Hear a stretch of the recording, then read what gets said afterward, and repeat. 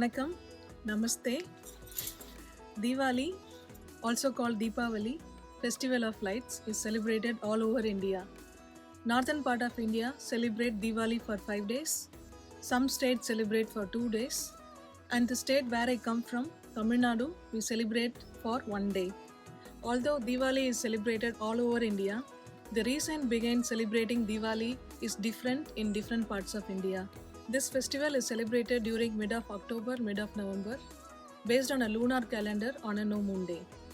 Apart from the religious belief, I like Diwali because it brings joy, happiness, and togetherness of bringing family and celebrating along with sweets and fireworks. On a Diwali day, the ritual starts from waking up before dawn and taking oil bath, and then praying to God and wearing new dresses. The next ritual is preparing your stomach to take Diwali Legium. It is a medicine which is taken to prepare your stomach to handle the loads of sweets that is enjoyed during the day.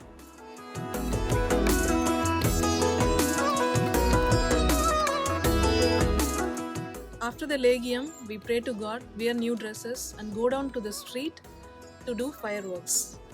During the day, we also share the sweets that we made with our friends and family, and it is also important part of the tradition.